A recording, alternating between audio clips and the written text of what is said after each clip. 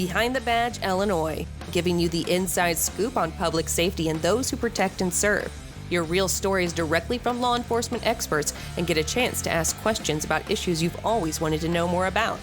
You have the right to remain informed. This is Behind the Badge, Illinois.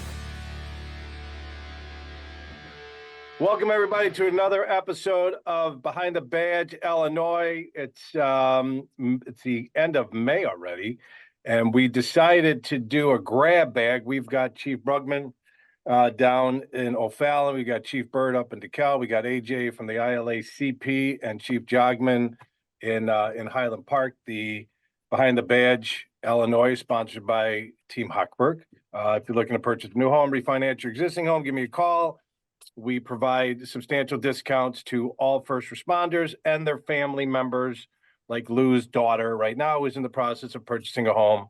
We are waiving all of our processing fees and save a substantial amount of money. So we are going to do a mailbag. We've been receiving a lot of emails. I'm looking at my phone because we've got a ton of emails from our listeners with questions for the chiefs regarding different topics, from panhandling to why can't you shoot somebody in the leg, and other different types of questions from our listeners. So let's jump right into it, guys and gals. Ready? We'll start with the first one. That's what it was.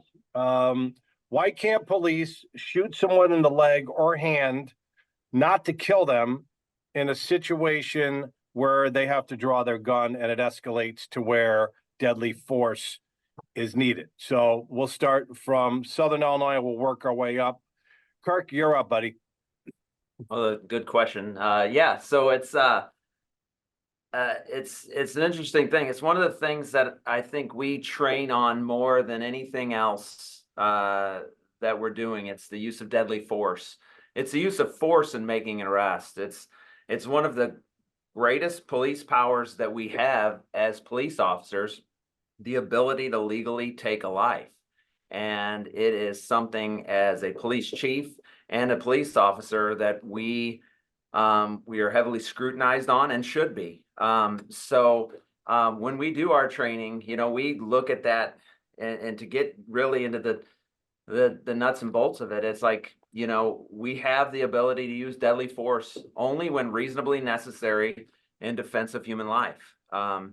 So without reading the whole statute of that, it's incredibly stressful situations when officers are placed in those deadly force situations, when they have to weigh the option of using deadly force against someone. And essentially what we do is, when we're training to stop that threat. We're not necessarily training to kill someone.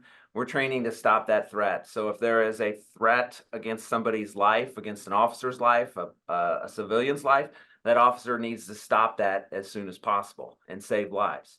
And just shooting a hand or a leg is not the best option there is. Hands move.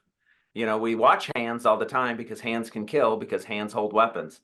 But to actually shoot that hand, or shoot that hand, or shoot that gun out of her hand, it's not like the movies. It is an incredibly stressful situation. And it involves using fine motor skills, stuff that kind of goes out the window when you are dealing with high stressful situations.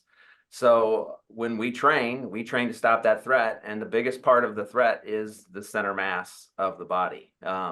To try to stop that threat. People need to understand too, if we're going to pull that gun out and we're going to shoot, the mere fact of using that gun on someone is deadly force. So if I say, well, I was just trying to wing him, hit him in the arm or hit him in the leg, well, what happens if that bullet goes into an artery and they end up dying? You have to have the legal authority to use deadly force. So aiming for a hand, a leg, an arm, it's just not something we train for. And I'm sure some of these guys, Chief Bird or Chief Jogman, can expand upon that a little better than I can. Chief Bird, you want to take it from there, buddy? Sure. And Kirk hit all the major points there. I was the OIC officer in charge when I was with the state police for about 8 officer-involved shootings. I've had 2 here in DeKalb since I've been here in my 3 years. Actually, 2.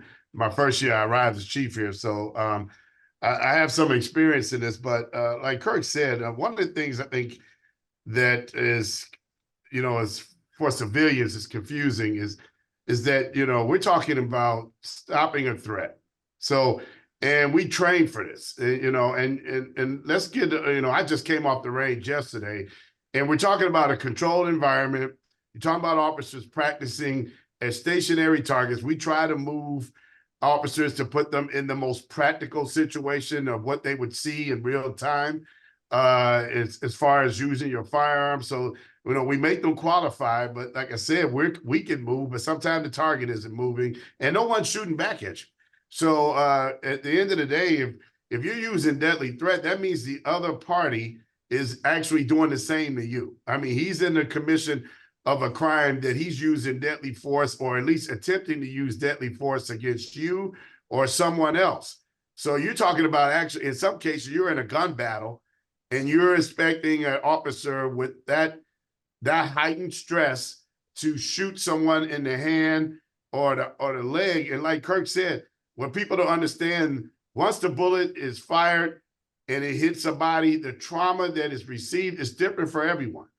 So what I mean by that is, I could get shot in the arm, and I think Kirk mentioned that if it hits the artery or something, or, it's a possibility I could bleed out anyway and still lose my life because based on the trauma. Everyone is different. Someone gets shot in the chest and live. Another person gets shot in the thigh and die. So it just depends on the trauma and how the bullet, affects that individual person. One of the other things, when you talk about shooting at small objects, like I said, and most of the times they probably would be moving. I mean, we have snipers who train all the time for this, and they're shooting from a distance, and they've been trained to do so. So if there was a situation where that would occur, where you were asked to be someone to shoot from a distance, it would be someone who is a sniper, who's been trained, who has fired thousands and thousands and thousands of rounds practicing this. You're talking about an officer who works the street every day, who handles all types of calls of service. Yes, they qualify multiple times a year, but not as a sniper. I mean, you're asking them to do something that is a learned behavior to you're talking about the top of the top. You're talking about the best shooter in your department. Everyone can't do that. And it's just not practical to even think that they could, and even think that they should. I mean, you're talking about shooting the biggest parts of the offender's body. So center mass is what we're taught all the time. We shoot center mass because you have all, if your percentage of missing the person, of course, is smaller because you're shooting at the center of the body, shooting at something as small as a hand. Imagine this moving, like Kirk said, and then you're getting fired upon. Like I said, let's say if that's the case, and you're in a gunfight. I mean, you really seriously think that officers are going to practically try to shoot at somebody's hand? I mean, that's just not practical.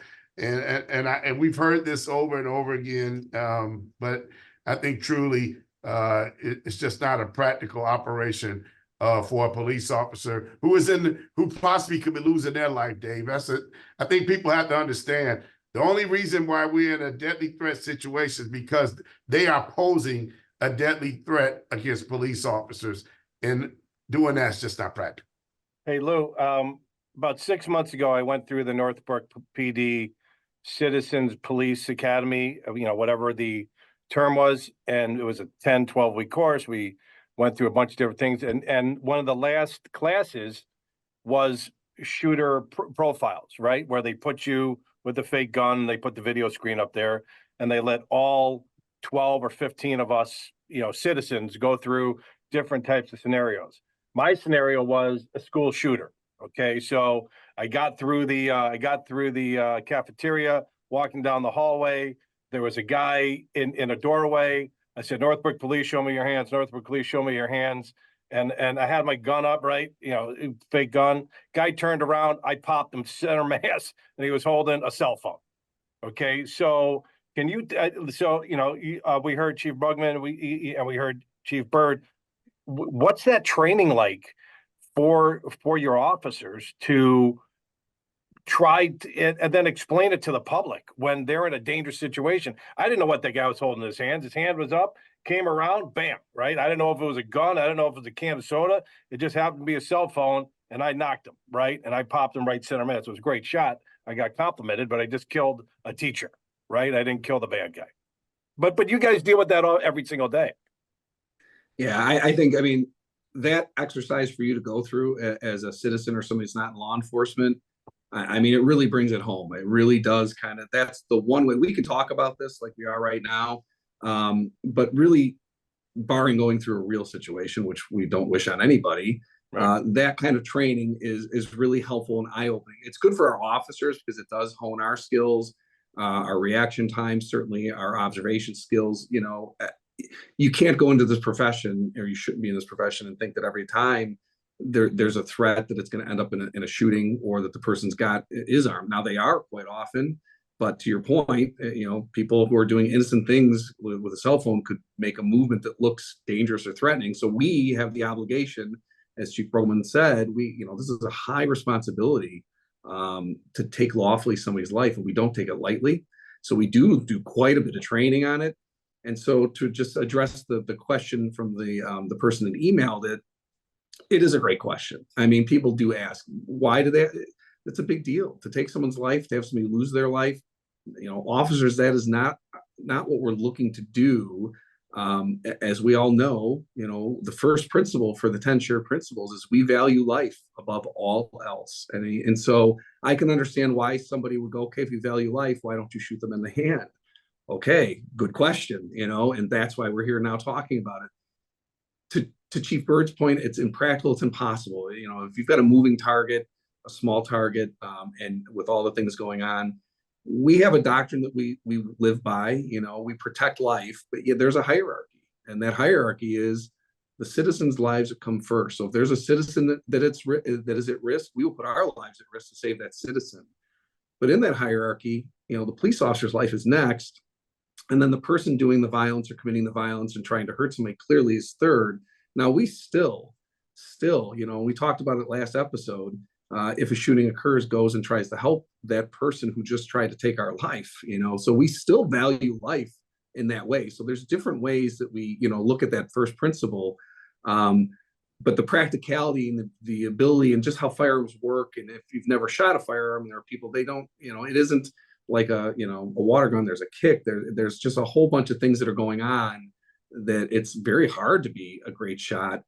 I think we benefit from Hollywood sometimes, and sometimes it bites us. So, you'll watch Hollywood or TV shows, and sometimes they show things that we can't do that look great. Like I've seen shows, CSI, they type in a name in a computer. Oh my God, you got everything, the life story from when they were born, where they're at that very moment. You can go find them. They've got 30 minutes to make a show. So they kind of, take some liberties. Likewise, I remember back in the day, and it still happens, but I saw, if everybody remembers the show, The A-Team, it's been a while, The A-Team, great show, but you watch them shoot down a helicopter with a rifle. It's just not happening. I mean, it just doesn't happen. And you could probably think, I know the other chiefs on here, and AJ and you, David, you've probably seen things in the movies like, wow, no way a gun can do that, right? But then people get, they see that and they think, well, it's got to be based on reality. A lot of it isn't. And so when you see TV shows where they're shooting people with the gun out of their hands, they're like, well, why can't real police do that so people don't die? Listen, if we could, we would. There's no doubt about it. If I was in a shootout and I needed to end that threat, and I could end it simply by hitting somebody in the hand, and I could do it, I'd do it. But the chances of being successful, and then the last point is, again, both chiefs mentioned stopping the threat. You could shoot somebody in the hand or in the shoulder, they're still able to act on whatever they were doing initially. Unfortunately, hit them in the leg, they still can shoot at you, and then they can absolutely take the officer out of the equation and then continue on what they're doing, even with the wound to the leg. So it really is ultimately about stopping the threat. And then again, valuing life at the end and taking care of even the suspect when that person is down. Dave, Before I throw it to AJ. Oh, I'm sorry. Go ahead, Kirk. you know how it is with Hollywood. I've seen a lot of Hollywood shows on home lending experts, and they're giving 1% for 30 years. Yeah. Yeah, I'm I like actually those calling. shows. I'm calling a lady after this because she's quoting 3.875, and I thought I was in a time machine back to the spring of 2022. So I can't wait to find out how that's happening. But here, before I throw it to AJ, I will tell you this: when I was in that simulated situation in the Northbrook conference room when I'm walking through a make-believe school, my hands were sweaty, my heart was going. Yeah. And I could feel the sweat coming down, and I was 100% safe. And I'm watching a TV with a fake Controlled gun. environment. Yeah. I mean, they put you in, and I'm watching the other 12 or 15 environments, and every single one of the citizens killed the person. Some rightfully, and then some like me. Unfortunately, it was a bad shot in a bad situation. It was a good shot, but not in that situation, if you will. So, AJ, I'll throw it to you. What is the ILACP doing to educate the public about how that's not realistic, and all of these, defund the police people out there, and, give up all the guns, and, let's call in, mom with, with the cookies and the milk to de-escalate the situation, which in a lot of cases when police officers in a deadly situation like that, what are you guys doing on the organization side to educate the public as to that it's not realistic? Well, one of the things we're doing is this podcast, of course, to kind of help educate the public. That's our big initiative right now. But we also work on educating police departments. We have our use of force certification. The federal government used to have use of force certification up until, I think, just December. And once they ended their process, we decided, you know what, this is a great thing. We're going to continue to offer a use of force certification through the ILACP. We did some rebranding, and unsurprisingly, a lot of our departments who had already gone through the process for the federal use of force certification, they decided to keep going with it so that they have this certification. They've gone through the training. They have the policies in place to help with the use of force and de-escalation. So that's one of the things that we continue to do, and a lot of departments are continuing to get that certification. Another thing that we're doing is we have partnered with ILEAS for a less lethal alternatives grant, where we're offering this grant to agencies who qualify, and we will get them Axon Taser 7s or Axon Taser 10s to help them with their less lethal alternatives, so that they, when they do come up against those different situations, they do have tasers that they can use in less lethal alternatives. Got it. Thank you for that. Acronym check-in.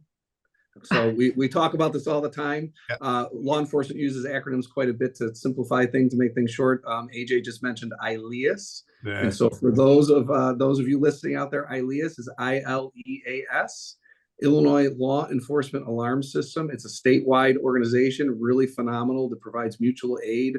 And in short, has a preset kind of a standard where if a stricken municipality needs help, there's a hierarchy of officers from different departments that come. It's all prearranged. They do grants. They do a whole bunch of other things. So ILEAS is a wonderful statewide mutual aid organization. End of checkpoint.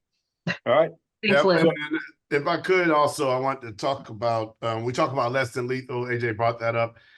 So, anytime we go to some of these situations, Dave, where there is a use of force needed or possibly needed, I mean, there's several levels of force that we could use. So we're always ready to deploy less than lethal. So, I mean, less than lethal meaning it could be a beanbag shot from a shotgun. It could be a taser, it could be a baton. I mean, it just depends.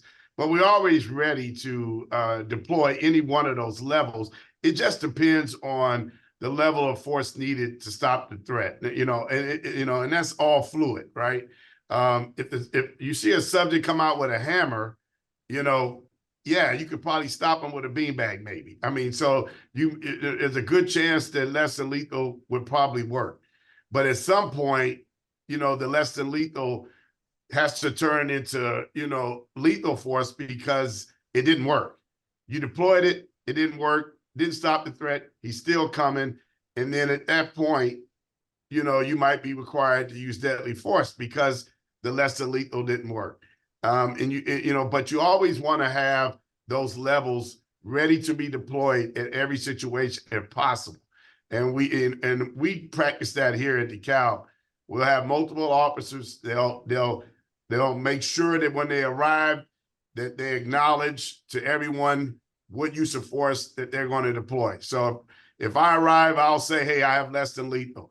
Chief Jogman say I'm lethal, and maybe Chief Brueggemann will be de-escalation. So all three of us are there. Chief Brueggemann is trying to de-escalate the situation, so hopefully that we never have to use any force. And that's his primary job. He's doing it. He's talking this person through. Hey, please drop the knife. He's going through every step that he can to try to prevent any type of use of force.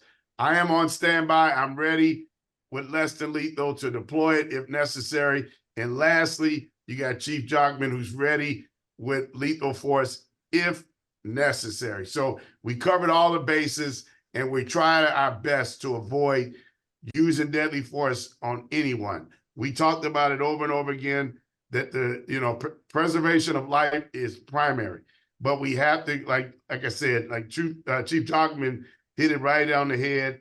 We have a level of a hierarchy of who we're protecting. I mean, yeah, we're there to protect if there's a hostage, that hostage comes first, then the law enforcement officer, and then finally the offender. We're going to try to save him. We are, but him or her put themselves in this situation, and we have to act accordingly. So I just want people to know that it's not like everyone's at a scene and they have their weapons drawn. They're less than lethal, always ready to be deployed if necessary. So I just want to give everybody a better picture of how that would look if we were responding to a deadly force situation in most cases. Sometimes it might only be one officer, and of course, the ability is still there to deploy less than lethal, but you're talking about one officer, and as you saw, Dave, doing the scenario-based training, 1/100th of a second is all you get in some cases to make a life or death decision, as you saw, and you thought, I'm sure you saw it, you was like, okay, this is the right thing to do, and then you found out later, well, doggone, didn't even have a gun. It's 1/100th of a second, Dave. People need to understand that how fast that is for an officer to make a life or death decision, and we have to do it every day.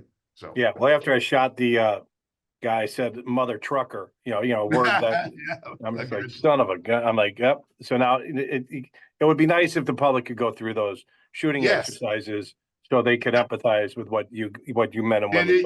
And I'm sure you would say it's eye-opening. Everybody that we have a citizens review board here at the DeKalb Police Department. We put them all through scenario-based training, just like you went through, Dave.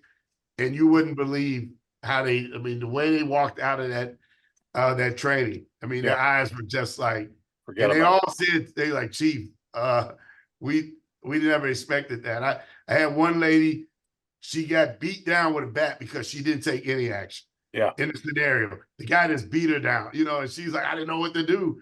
I'm like, she's like, I probably should have shot him. I'm like, yeah, he beat you with a bat.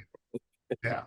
So 40 seconds. Stuff, so. Just real quick, when we were at our conference in April, one of our vendors, Wrap Technologies, they had a reality VR thing going on, and I went through it, and I've never fired a gun in my life. I've never done anything like that. But of course, that was part of the scenario that I was in, and a guy did come at me with a gun, and I tried to do the thing where I shot him in the arm or the leg, and he just kept on coming. So I saw that happening just with the virtual reality thing until I did actually hit him center mass. He went down, and everything was great then. So thankfully, I should have done that first. Yeah, and if you remember, I know everyone remembers the bank robbery in LA years ago. I mean, these guys they had bulletproof vests, they had ballistic all the way from their feet all the way to their neck, and they walked around with AK-47s firing at the police for hours. And it's because they were prepared. So you don't know what that situation is going to be for each officer. It could be a situation where the offenders are prepared. They are prepared for a battle. They have a skill set as well. they might, they might be more prepared than the police officer. So, I mean, believe me, that went on for hours until SWAT was able to arrive and they took a shot that needed to be taken. But they had ballistic vests and ballistic material all over their arms. They had gloves, everything. So sometimes you run into those situations, man, and that's your worst case scenario, though. That's all hell broke loose.